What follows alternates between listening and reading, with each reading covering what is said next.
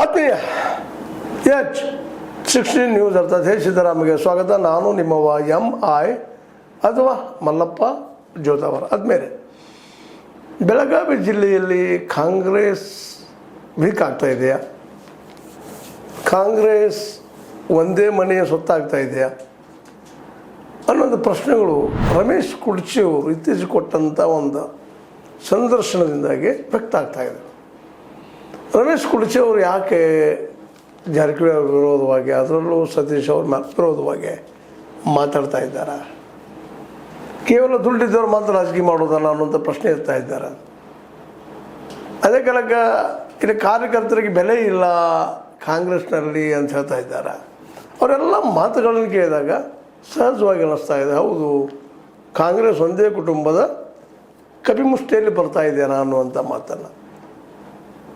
ಯಾಕಂದ್ರೆ ಅವ್ರಿಗೆ ಒಂದಿಷ್ಟು ಪ್ರಶ್ನೆಗಳು ಮಾಡಿದಾಗ, ವಿಶೇಷವಾಗಿ ಈಗಾಗಲೇ ನಮ್ಮ ಜಾಲತಾಣದಲ್ಲಿ ಹರಿದಾಡ್ತಾ ಇದೆ, ಅದರಲ್ಲೂ ಮುಖ್ಯವಾಗಿ ದರೋಡ ಭಾರತದ ಬಸವರಾಜ ಕುರಿಯರವರು ಕೇಳಿದ ಕೆಲವು ಪ್ರಶ್ನೆಗಳು ಭಾಳ ಒಂದು ಬೆಳಗಾವಿ ಜಿಲ್ಲೆಯ ಕಾಂಗ್ರೆಸ್ ರಾಜಕೀಯ ಆಳಕ್ಕೆ ಕೈ ಹಾಕುವಂಥ ಇದ್ದು.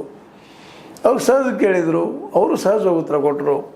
ಅಲ್ಲರಿ, ನಿಮಗಿಲ್ಲೇ ಕಾರ್ಯಕರ್ತರಿಗೆ ಅನ್ಯಾಯ ಆದ್ರೆ ನೀವು ನಿಮ್ಮ ಹೈಕಮಾಂಡ್ಗೆ ಹೇಳಬೇಕಲ್ಲ ಅನ್ನುವಂಥದ್ದು, ಅಥವಾ ನಿಮ್ಮ ಅಧ್ಯಕ್ಷರಿಗೆ ಹೇಳಬೇಕಲ್ಲ ಅನ್ನುವಂಥ ಮಾತು ಬಂದಾಗ, ಯಾರಿಗೆ ಹೇಳಿ ಏನಾಗುತ್ತದೆ, ಏನಾಗುವುದಿಲ್ಲದು ಅನ್ನುವಂಥ ಮಾತು ನಿರಾಶೆಯಿಂದ ನಿಟ್ಟುಸಿರಿನಿಂದ ರಮೇಶ್ ಕುರ್ಚಿ ಅವರು ಹೇಳಿದ್ದನ್ನು ನೋಡಿದಾಗ ಸಹಜವಾಗಿ ಕಾಂಗ್ರೆಸ್ಸಿಗೆ ಬೆಳಗಾವಿ ಜಿಲ್ಲೆಯಲ್ಲಿ ಭವಿಷ್ಯ ಇದೆನಾ ಅಂತೇಳಿ.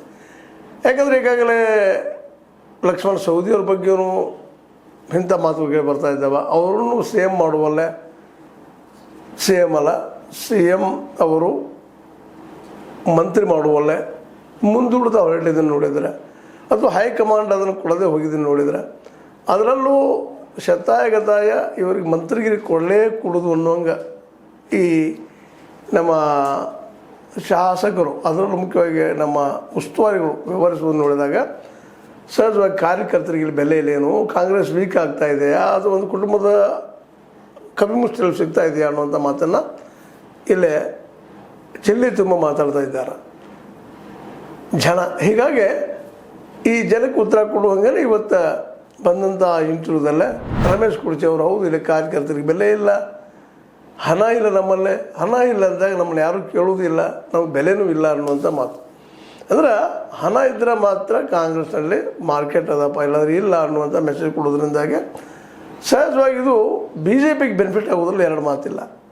ಯಾಕಂದ್ರೆ ಈಗಾಗಲೇ ಒಳ ಸುಳಿಯಲ್ಲಿ ಮಾತುಗಳು ಕೇಳಿ ಬರ್ತಾ ಇದ್ದಾವೆ ರಾಜಕೀಯ ಒಂದು ವ್ಯವಹಾರದಲ್ಲೇ. ಲಕ್ಷ್ಮಣ್ ಸವದಿಯವರು BJP ಕಡೆ ಒಲವು ತೋರಿಸ್ತಾ ಇದ್ದಾರಾ ಅಂತೇಳಿ. ಯಾಕಂದ್ರೆ BJPಗೂ ಸಹ ಮೊದಲಿನ ಒಂದು ಆತ್ಮೀಯತೆ ಜಾರಕಿಹೊಳಿ ಕುಟುಂಬದಲ್ಲಿ ಇಲ್ಲ ಅನ್ನೋದನ್ನು ನಾವು ಇತ್ತೀಚೆಗೆ ಸ್ವಲ್ಪ ಗಮನಿಸ್ತಾ ಇದ್ದೀವಿ. ಸಹಜವಾಗಿ ಯಡಿಯೂರಪ್ಪನವ್ರಿಗೆ ಲೀಡರ್ಶಿಪ್ ಕೊಟ್ಟಿದ್ದನ್ನು ಗಮನಿಸಿದಾಗ ಸಹಜ, ಹೌದು ಈ BJPಯಲ್ಲಿ ಆದಷ್ಟು ಜಾರಕಿಹೊಳಿ ಸಹೋದರನ್ನು ದೂರ ಇಡ್ತಾ ಇದ್ದಾರೆ ಅಲ್ಲಿ ಹೈಕಮಾಂಡ.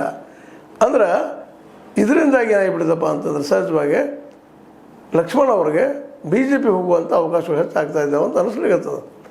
ಒಂದು ವೇಳೆ ಇಂಥ ಪ್ರಸಂಗಗಳೇನಾದರೂ ಮೇಲೆ ಜರುಗ್ತಾ ಹೋದರೆ ಸಹಜವಾಗಿ ಜಿಲ್ಲೆಯಲ್ಲಿ ಪಕ್ಷ ವೀಕ್ ಆಗೋದ್ರಲ್ಲಿ ಎರಡು ಮಾತ್ರ ಇಲ್ಲ. ಜೊತೆಗೆ ಈಗ BJPಗೂ ಪಕ್ಕ ಆಗಿಬಿಟ್ಟದ. ಏನಪ್ಪ ಅಂದ್ರೆ ಯಾರದ ಮೇಲೂ ನಮ್ಮ ಪಕ್ಷನ ಬೆಳೆಸಲಾರದ, ನಾವು ಸ್ವತಃ ಅಲ್ಲೇ ಬೆಳೆಸಬೇಕಾಗಿದೆ. ಮುಖ್ಯವಾಗಿ ಬೆಳಗಾವಿ ಜಿಲ್ಲೆಯ BJPಗೆ ಹದವಾದಂಥ ಫೀಲ್ಡ್ ಇದು ಅನ್ನುವಂಥದ್ದು ಈ BJP ನಾಯಕರಲ್ಲಿ ಒಂದಿಷ್ಟು ಇತ್ತೀಚೆಗೆ ಅನ್ನಿಸ್ತಾ ಇದೆ. ಅದರಲ್ಲೂ ಹುಕ್ಕೇರಿಯ ನಮ್ಮ ರಮೇಶ್ ಕತ್ತಿಯವರು ಪ್ರಬಲವಾಗಿ ಜಾರಕಿಹೊಳಿ ಸಹೋದರರ ಹಿಡಿತದಿಂದ ತಪ್ಪಿಸಬೇಕು ಜಿಲ್ಲೆಯನ್ನು ಅನ್ನುವಂಥ ಹೋರಾಟ ಶುರು ಬಿಟ್ಟಿದ್ದಾರೆ. ಜೊತೆಗೆ ಬಾಗಲಕೋಟೆಗೆ ಹೋಗಿ ಅಲ್ಲಿಯೂ ಸಾಧಿಸಿ ಪ್ರಯತ್ನ ಮಾಡಿ ಚರಂತಿ ಮಾಡೋದು ಗೆಲ್ಲಿಸುವಂಥ ಪ್ರಯತ್ನ ಮಾಡೋದನ್ನು ಗಮನಿಸಿದಾಗ ಸಹಜವಾಗಿ BJP ಮುಂದಿನ ದಿನಗಳಲ್ಲಿ ಕಾಂಗ್ರೆಸ್ಸನ್ನು ಹಿಂಸರಿಸ್ತದೆಯಾ? ಯಾಕಂದರೆ ಕಾಂಗ್ರೆಸ್ನಲ್ಲಿ ಕಾರ್ಯಕರ್ತರಿಗಿಂತಲೂ ಹೆಚ್ಚಿಗೆ ಈ ಜಾರಕಿಹೊಳಿ ಸಹೋದರರ ಬೆಂಬಲಿಗರು ಹೆಚ್ಚಾಗ್ತಾ ಇದ್ದಾರೆ. ಜಾರಕಿಹೊಳಿ ಸಹೋದರರು ಎಲ್ಲಿರ್ತಾರೆ? BJPಲಿದ್ದರೆ BJPಗೆ ಅವರು, ಕಾಂಗ್ರೆಸ್ನಲ್ಲಿದ್ದರೆ ಕಾಂಗ್ರೆಸ್ಸಿಗೆ. ಅದೇ ಮಾತನ್ನು ಬಾಗಲಕೋಟೆಯಲ್ಲಿ ರಮೇಶ್ ಕತ್ತಿ ಅವರು ಆಡಿದ್ದು. ಗೆದ್ದವ್ರು ಬೆನ್ನತ್ತಿ ಹೋಗುವಂಥ ಅವ್ರಿಗೆ ಕಾರ್ಯಕರ್ತರು ಇದ್ದಾರಪ್ಪ. ಇವತ್ತು ನಮ್ಮ ಜೊತೆ ಇದ್ದಂಥವರು BJPಲಿ ಇದ್ದಂಥವರು ನಾಳೆ ಅವರು ಕಾಂಗ್ರೆಸ್ಸಿಗೆ ಬಂದರೆ ಜಾರಕಿಹೊಳಿ ಸಹೋದರರು ಅವರು ಕಾಂಗ್ರೆಸ್ ಆಗಿರ್ತಾರೆ.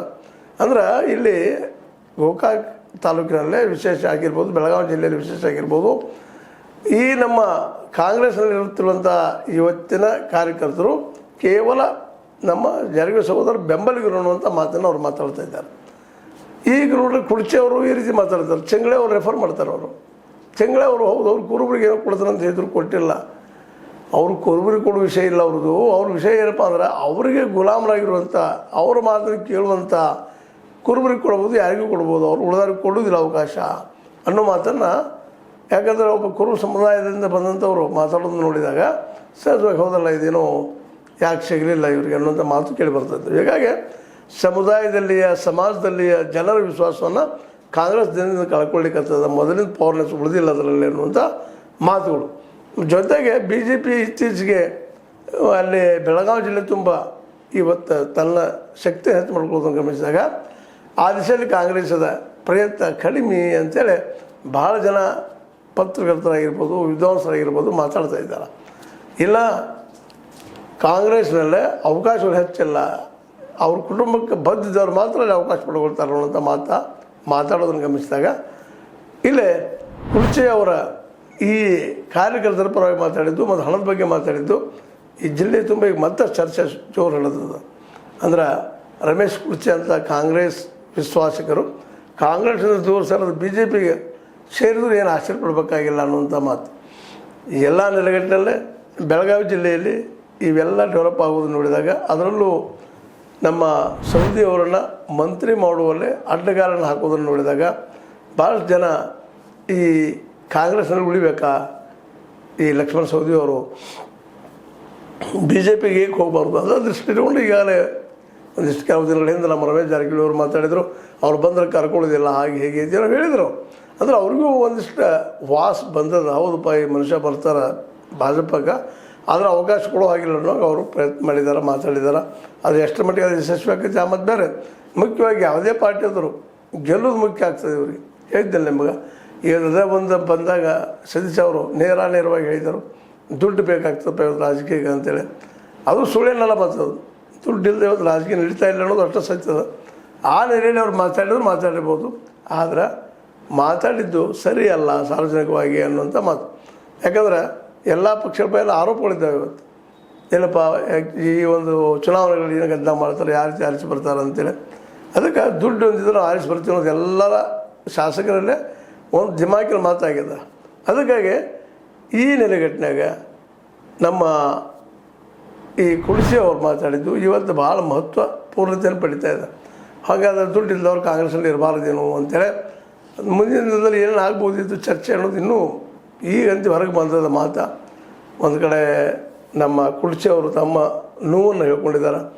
ಕಾಂಗ್ರೆಸ್ನಲ್ಲಿ ಯಾವುದೇ ಬೆಲೆಗಿಲ್ಲಪ್ಪ ನಮ್ಮ ಕುರುಬ ಸಮುದಾಯದ ಲೀಡರ್ಗಳೇನುವಂಥದ್ದು ಮಾತುಗಳನ್ನು ಗಮನಿಸಿದಾಗ, ಇವೆಲ್ಲ ನೋಡಿದಾಗ ಕಾಂಗ್ರೆಸ್ ಜಿಲ್ಲೆಯಾದ್ಯಂತ ತನ್ನ ಮೊದಲಿನ ಪ್ರಭಾವಗಳನ್ನು ಕಡಿಮೆ ಮಾಡಿಕೊಳ್ತಾ ಇದೆಯಾ, ಅಥವಾ ಬಲಿಷ್ಠರು ಯಾವ ರೀತಿ ಬಲಿಷ್ಠ ಇರ್ಬೋದು, ಅದು ಇಲ್ಲೊಂದು ಈ ರೀತಿ ಅನಿಸ್ಲಿರ್ತದೆ. ಇವತ್ತು ಕಾಂಗ್ರೆಸ್ನಿಂದ ಗೋಕಾಕ್ ವಲಯ ಮತ್ತು ಇನ್ನೊಂದು ಕಡೆಯಿಂದ ಕಾಂಗ್ರೆಸ್ದಿಂದ ಈ ಕಾರ್ಯಕರ್ತರು ಇಲ್ಲಪ್ಪ ಅಂತಂದ್ರೆ ಕೇವಲ ಸತೀಶ್ ಅಥವಾ ಜಾರಕಿಹೊಳಿ ಸಹೋದರರ ಬೆಂಬಲಿಗರು ಮಾತ್ರ ಹೋದ್ರೆ ನಾಳೆ ಕಾಂಗ್ರೆಸ್ಗೆ ಭವಿಷ್ಯದಲ್ಲೇ ತನ್ನ ಅಸ್ತಿತ್ವ ಇಲ್ಲದಂಥ ಪರಿಸ್ಥಿತಿ ಬರ್ಬೋದು ಅನ್ನುವಂಥ ವಿಶ್ಲೇಷಣೆ ಸಹಿತ ಮಾಡ್ತಾ ಇದ್ದಾರೆ.